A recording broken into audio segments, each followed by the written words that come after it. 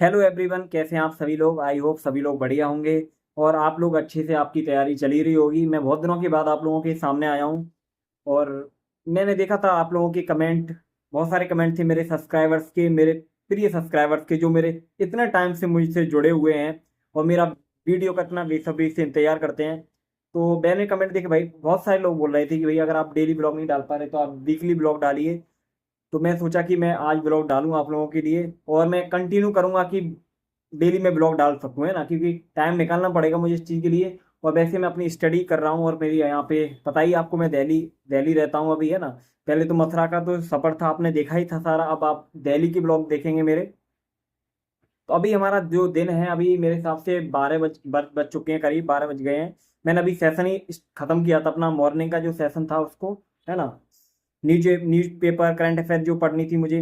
और बाकी आप लोगों की मुझे डाउट भी क्लियर करने हैं। आप लोगों के बहुत सारे कमेंट आ रहे हैं कि भैया हिंदी मीडियम के बारे में आप लोग पूछ रहे थे कि हम कैसे तैयारी करें, कैसे शुरुआत करें नए नए एस्पिरेंट। वो सारी चीज़ें मैं आपको इस वीडियो में बताऊंगा और पूरा ब्लॉग आप लोग देखिए, बहुत ही अच्छा लगेगा आप लोगों को। तो पहले टाइम दिखा देता हूँ आपको, टाइम कितना हो रहा है अभी। तो पहले मैं आपको टाइम दिखा देता हूँ कि अभी टाइम हो कितना रहा है, तो आपको पता चलेगी दिन की शुरुआत कब से हो रही है। तो 12 बज के 17 मिनट हो चुकी हैं इस टाइम। और लाइफ में सबसे ज़्यादा जो ज़रूरी है वो होता है डिसिप्लिन। अगर आपके अंदर डिसिप्लिन है तो आपकी स्टडी भी अच्छी चलेगी और आपका लाइफ स्टाइल भी अच्छा चलेगा ना। जिसकी लाइफ में डिसिप्लिन नहीं है वो अच्छे से चल ही नहीं सकता। और आप लोग मेरा वीडियो बहुत टाइम से देखते तो आपने एक चीज़ जरूर नोटिस की होगी कि मैं अपने काम के लेके, अपनी लाइफ स्टाइल को लेके पूरा डिसिप्लिन में रहता हूँ। अगर मुझसे भी कोई गलती हो जाती है ना, अपने टाइम में अगर टाइम कोई फॉलो नहीं हो पाता तो मैं खुद को पनिशमेंट करता हूँ, है ना, जिससे आगे से वो गलती ना हो, क्योंकि सारी चीज़ें हमारे ऊपर ही निर्भर करती हैं। तो उसके बाद मैं सीधा थोड़ा बाहर आ गया हूँ दूध लेने के लिए, क्योंकि मैं चाय तो पीता नहीं हूँ, गर्मी भी बहुत ज़्यादा पड़ रही है। तो मैं सीधा शेक बनाऊँगा इसका, वो मैं आपको दिखाऊँगा कैसे बनाता हूँ। इसके बाद दोस्तों, जो मैं खाना पैक करा के मैं लेके आया था वो मैंने अपना खा लिया खाना। खीर थी और थोड़ा अरबी की सब्ज़ी थी और पूड़ी थी। तो अभी खाना पीना जो है मेरा कंप्लीट हो चुका है। खाना तो मैंने खा लिया। अभी किचन का हाल तो देख सकते हैं, इस तरीके का ही है। तो अभी हम अपना जो है सेकंड सेशन लगाएंगे। खाना पीना हमारा कंप्लीट हुआ, अब हमारा सीधा काम है सेशन लगाने का। तो चलिए अपना सेशन लगाते हैं। और जो मेरा सेशन का टाइम था वो 2 बजे के करीब था।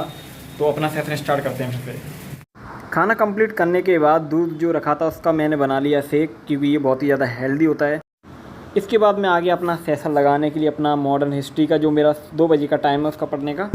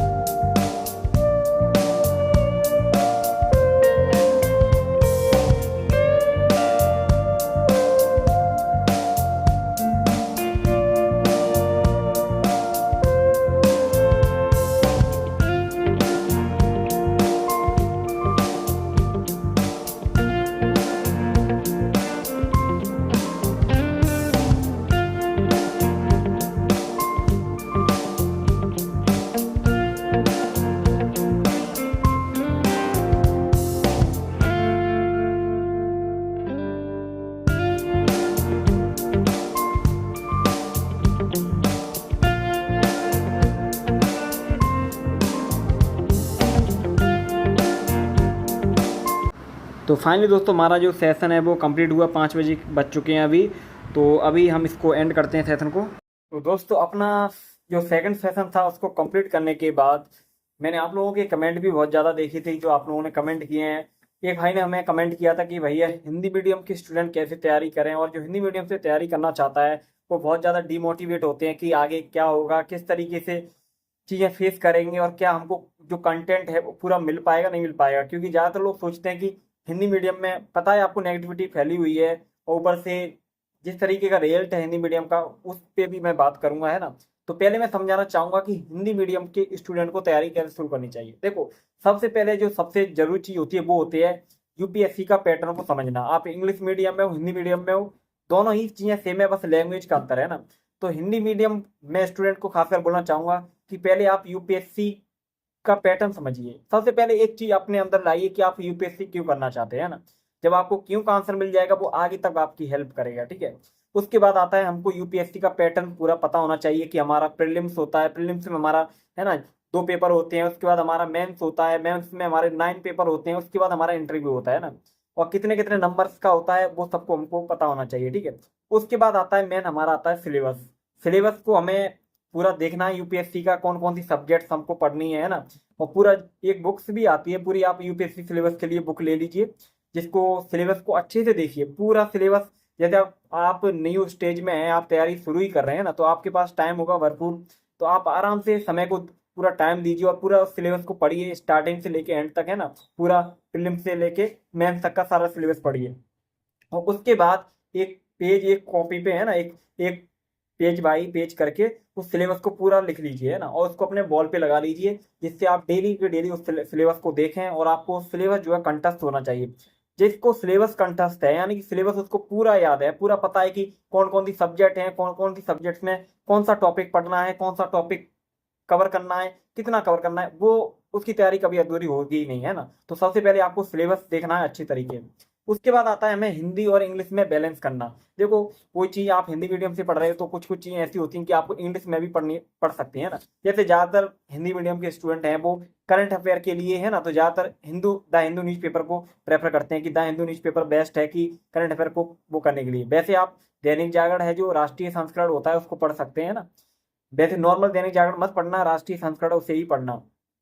तो आप द हिंदू न्यूज़पेपर अगर पढ़ना चाहें तो आप द हिंदू को पढ़ सकते हैं। इसका मैं आपको बताऊंगा क्या बेनिफिट है। देखो, प्रीलिम्स एग्जाम में हमारा जो सीसेट होता है, सीसेट में सबसे ज्यादा स्टूडेंट जो है इसी में मार्क खाता है हिंदी मीडियम का। मेन रीजन क्या है कि इसमें जो हिंदी यूज की होती है वो पूरा गूगल ट्रांसलेट होती है, उस हिंदी को समझना पूरा ही अलग होता है ना। और वही चीज सबसे ज्यादा प्रॉब्लम देती है। ज्यादातर जिन लोगों को इंग्लिश आता है, ठीक है, तो वो लोग अगर हिंदी में कुछ समझ में नहीं आया तो ऊपर इंग्लिश लिखा हुआ होता है एक पेपर में, तो इंग्लिश देख के उस चीज को समझ जाते हैं। बट जो हिंदी टोटल है ना, प्योर हिंदी है, तो उसको ये बहुत ज्यादा प्रॉब्लम होती है, और यही प्रॉब्लम फेस करनी पड़ती है। क्योंकि आप पहले हिंदी देखोगे, उसके बाद आप इंग्लिश देखोगे, है ना, तब आपको फिर उस पर दोबारा से उस चीज को समझोगे, तो ये सब चीजें टाइम कंज्यूमिंग होती हैं।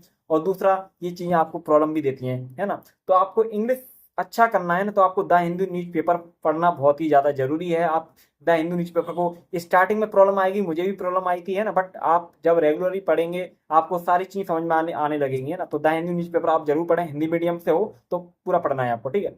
उसके बाद आता है आपको प्रैक्टिस, यानी नोट्स बनाना। सबसे पहले आती है नोट्स, एनसीईआरटी पढ़ना। देखो, बेसिक अच्छा होना बहुत ज़्यादा जरूरी है। आप हिंदी मीडियम से हो चाहे इंग्लिश मीडियम से हो, बेसिक सबसे ज़्यादा जरूरी है ना। कि आप डायरेक्ट स्टैंडर्ड बुक पे नहीं जा सकते हैं, आपको कुछ भी समझ में नहीं आएगा। तो आपको बेसिक, आपको एनसीईआरटी से शुरू करना है। आपके पास टाइम है तो आप 6 से लेकर 12 तक की एनसीईआरटी कवर कीजिए। जो जो सब्जेक्ट हैं, जैसे है ना, हिस्ट्री है, पॉलिटी है ना, ये सी इकोनॉमिक्स है, ये सारी एनसीईआरटी हैं 6 से लेकर 12 तक की, पूरी कवर करनी है आपको, पूरा पढ़ना है ना। जब आप इनको पढ़ोगे, आप इनको थर्ड रीडिंग करना है। फर्स्ट रीडिंग करिए ऐसे ही करके, दूसरा रीडिंग आप पेन से अंडरलाइन कीजिए, थर्ड रीडिंग में आप उसको हाईलाइटर को यूज करिए, है ना। उसके बाद आपको इसके नोट्स बनाने हैं। और जब आप थर्ड रीडिंग कर लोगे तो आपके नोट्स जो है बहुत शॉर्ट नोट्स बनेंगे, और यही आपको ज़्यादातर हेल्प करेंगे। आपको प्रीलिम्स में भी हेल्प करेंगे, आपको मेंस में भी ज़्यादा हेल्प करेंगे, है ना। तो ये सब चीज़ आपकी कंप्लीट होने के बाद आप साथ में ही आप जो प्रीवियस ईयर के क्वेश्चन पेपर हैं ना, पीवाईक्यू, उनको देखिए कि किस तरीके के यूपीएससी हमसे क्वेश्चन पूछता है हर साल, और उसका स्टैंडर्ड किस तरीके का रहता है, तो आपको उस चीज़ से अंदाजा लगेगा ना। तो ये सबसे ज़्यादा जरूरी है। उसके बाद आप आती है कि आप न्यूज़पेपर, न्यूज़पेपर आपको मैंने बता दिया, न्यूज़पेपर आपको द हिंदू फॉलो करना है ना, करंट अफेयर के लिए ये सब चीज़ें आपकी हो जाएंगी। तो ये चीजें तुम आप कर लोगे तब आपको आना है स्टैंडर्ड बुक पे, है ना। पॉलिटी हो, एम लक्ष्मीकांत की, है ना, चाहे मॉडर्न हिस्ट्री हो, चाहे ये सब चीजें आपको तभी बाद में कवर करनी है जब आप इनको कवर करोगे स्टेप बाय स्टेप। साथ ही आप यूट्यूब की भी हेल्प ले सकते हैं। ज़्यादातर सब्जेक्ट यूट्यूब पे हमको मिल जाती हैं, अवेलेबल, है ना, अच्छी सरल भाषा में समझाने के लिए। बाकी आपको ज़्यादातर आपको करंट अफेयर पे ही फॉलो करना है ना। बाकी आप स्टैंडर्ड बुक पढ़ेंगे तो आपको बहुत ही ज़्यादा हेल्प होगी। आप कोई सी करंट अफेयर, अब मैं आपको एक चीज़ बोलना चाहता हूँ। आप कोई भी स्टैंडर्ड बुक आप तुरंत उठाते हैं ना, एकदम सीधा, कोई आपने एससीईआरटी नहीं पढ़ी है बिल्कुल भी, आप जीरो लेवल पे हैं और आप स्टैंडर्ड बुक उठाओगे तो आपको बहुत सारी चीज़ें ऐसी हैं, क्योंकि स्टैंडर्ड बुक स्पेशली बनाया गया है पूरा एडवांस मोड में, है ना। वो बेसिक कवर नहीं करता, पूरा एडवांस कवर करता है। बेसिक अच्छा करने के लिए आपको एनसीईआरटी बहुत जरूरी है। जब आप स्टैंडर्ड बुक पढ़ोगे तो आपके लिए बहुत अच्छे से आप सारी चीज़ें समझ पाओगे। उसके बाद आपको स्टैंडर्ड बुक पे आना है ना। तो ये सब चीज़ें तैयारी है, साथ के साथ आप प्रैक्टिस करते रहिए पीवाईक्यू क्वेश्चंस की, है ना। उसके बाद आप आगे आगे जैसे तैयारी करोगे आपको चीज़ें पता चलती जाएंगी। तो मेन जो आपकी स्ट्रेटजी होनी चाहिए, फोकस मतलब टाइम स्टार्ट करने की, तो यही होनी चाहिए। उसके बाद आता है, देखो लाइफ में डिसिप्लिन बहुत ज़्यादा मैटर है ना। कभी भी आप स्टडी करने बैठते हैं तो कभी भी 12 घंटे का टाइम टेबल ना बनाएं। स्टार्टिंग से 4 आवर्स 5 आवर्स का ही टाइम टेबल बनाएं, उसको फॉलो करें। जब आप उसको फॉलो करें तो धीरे धीरे करके आप टाइम इस चीज़ को इंक्रीज करें। स्टार्टिंग में करोगे तो एक दिन फॉलो करोगे, दूसरे दिन फॉलो नहीं होगा तो आप फिर डिमोटिवेट हो जाओगे। तो ऐसा काम आपको नहीं करना है। पहले 5 आवर्स का बनाइए, 4 आवर्स का बनाइए, अगर वो इतना भी नहीं बना 2 आवर्स का बनाइए ना। बट आपको धीरे धीरे करके इंप्रूव करना है ना। जब इंप्रूव करोगे तो आवर्स अपने आप बढ़ते जाएगा, जैसे डीप स्टडी में जाओगे, है ना। तो ये सारी चीज़ें हैं। साथ ही अपना स्टार्टिंग मॉर्निंग का है, तो आप ज़्यादातर मैं कहूँगा कि नाइट पढ़ाई मत करिए, है ना, स्टडी मत करिए कि 12 बजे तक स्टडी कर रहे हैं। ज़्यादातर है कि 10 11 बजे तक आप एंड कर दीजिए। सुबह उठ जाइए 5 बजे। उस सुबह उठने के बाद अपना दिनचर्या स्टार्ट कीजिए। और सुबह के टाइम आपको जो है ना, जो वो सब्जेक्ट लेनी है जो आपको ज़्यादा बोरिंग लगती हैं और जो ज़्यादा आपको लगता है कि ज़्यादा इंटरेस्ट कम है इसमें, है ना। और जब पढ़ोगे तो इंटरेस्ट आ ही जाएगा। बट स्टार्टिंग में वो सब्जेक्ट लीजिए जिनमें आपको ज़्यादा वैसा फील होता है कि मुझे बोरिंग लगती है या मुझे ज़्यादा दिक्कत होती है उसको समझने में, है ना। तो ऐसे करके आपको तैयारी करनी है। बाकी सारी चीज़ें आपके सामने खुद ही आएंगी और आप खुद अच्छे से देखोगे सारी चीज़ें। और टॉपर्स के इंटरव्यू हमेशा देखते रहिए, हर साल टॉपर्स होते हैं तो उनके इंटरव्यू देखोगे तो सारी चीज़ें आपको अच्छे से समझ में आ जाएंगी। तो यही सही चीज़ मुझे बोलनी थी। तो अभी मैं सारी चीज़ें बता दी, तो अभी मेरा आगे सेशन जो लगाऊंगा मैं, है ना, 3rd सेशन, उसका भी मैं आपको बताऊंगा। तो ये सारी चीज़ें मुझे बोलनी थी आपको। तो दोस्तों अभी हो चुकी है इवनिंग के मेरे हिसाब से 7 ही बजने वाले होंगे। अभी टाइम देखा नहीं है मैंने। तो अभी देख सकते हैं शाम हो चुका है पूरा। और आपको पता है जैसे जैसे टाइम पास आ रहा है ना, विंटर आने वाली है, उसके अकॉर्डिंग दिन जो है पहले से ही जल्दी से शाम होने लगती है, अंधेरा जल्दी हो जाता है। और अभी जो हमारा सेशन होगा दोस्तों वो होगा हमारा मेडिवल हिस्ट्री का, है ना। तो उसका सेशन लगाएंगे, जो जो मेरे टॉपिक्स हैं उनको कवर करूँगा मैं। तो अभी हम अपना सेशन जो है स्टार्ट करते हैं। टाइम आपको दिखा देता हूँ। तो अभी देख सकते हैं 7:07 हो चुकी हैं। तो इसी के साथ अपना जो हम सेशन है स्टार्ट करेंगे। और आप लोग भी, मुझे पता है आप लोगों की भी स्टडी बहुत अच्छी चल रही होगी। तो सेशन को कंटिन्यू करते हैं।